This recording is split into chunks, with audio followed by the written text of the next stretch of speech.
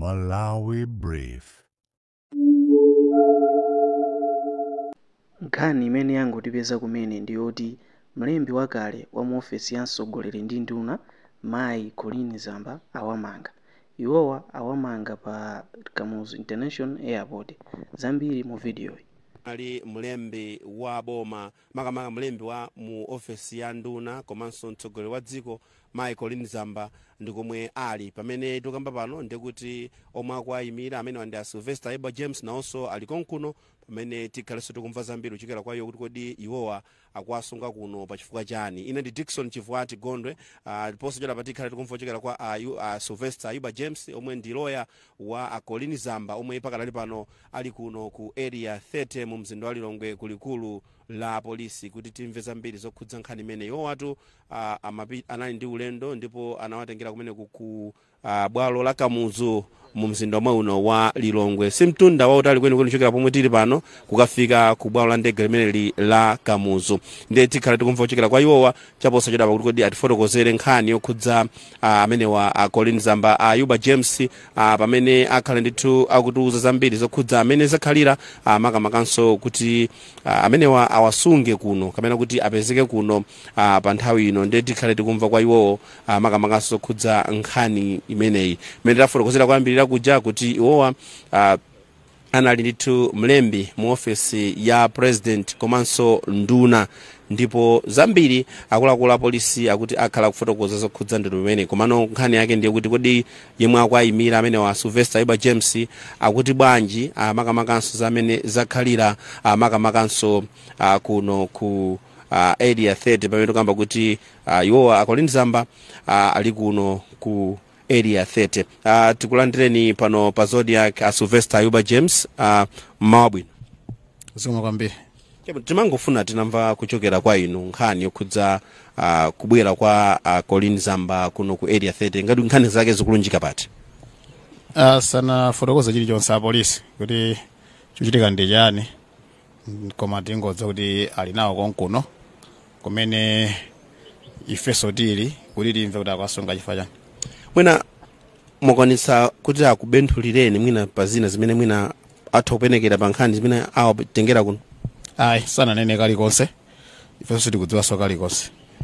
Nkhani ndiye kuti awatengera pa bwalo la Kamuzu pamene amafuna anyamuke mdziko muno mwina ulendo wake nalo khudzi chani mwinanso kudziwa zimenezi.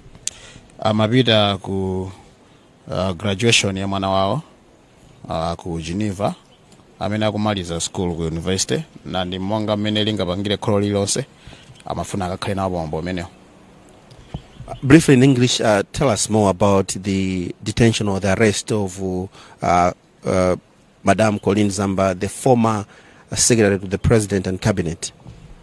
There is nothing more to share except to confirm that she's been detained here at National Police Headquarters. Nothing more because police hasn't disclosed anything about the reasons of the detention or arrest, and we have not. She has not been questioned yet, so we are also led to learn about the reasons of her detention. Have you been told where she was heading to? Yeah, I'm gathering from the family that she was proceeding to Geneva, in Switzerland, for the graduation of her child. The police are saying they will later issue the charge sheet, maybe as a legal profession, and what has happened today. What would be your take? It's normal that they detain and then charge. So if they say they are going to issue or produce a charge sheet later, I don't find anything strange because that's how the procedure is. They detain and charge the person. Perhaps the only worry for now could be that we are a little bit dragging, but I know they will do that if they intend to do. Thank you so much. You're welcome. That's the voice of Sylvester Ayuba James, lawyer for Madam Colleen Zamba, who was the secretary to the president and cabinet during the MCP regime. Amene ndithu ndi a Sylvester Ayuba James amene amafotokozapo zambiri zokhudza kumangidwa kapena kuti kusungidwa kwa Mai Colleen Zamba amene ndithu anali mlembi mu office ya president ndi nduna amene anali pa ulendo opita ndithu kunja kuti ku graduation malinga ndi Ayuba James akuti imene inali graduation ndithu ya mwana wa amene wa Colleen Zamba. Ndi zambiri tikhali tikupatsirani koma kuno tili kuno ndithu ndi ku area 30 kulikulu ndithu la polisi kumene ndithu kumachitika ndithu zonse zokhudza mene ntchito za polisi zimayendera kulikulu lake ndi kunoko ku area 30 kumene ndithu tikufotokoza kuti pakadali panopa Mai Colleen Zamba ali kuno kumene ndithu akuwasunga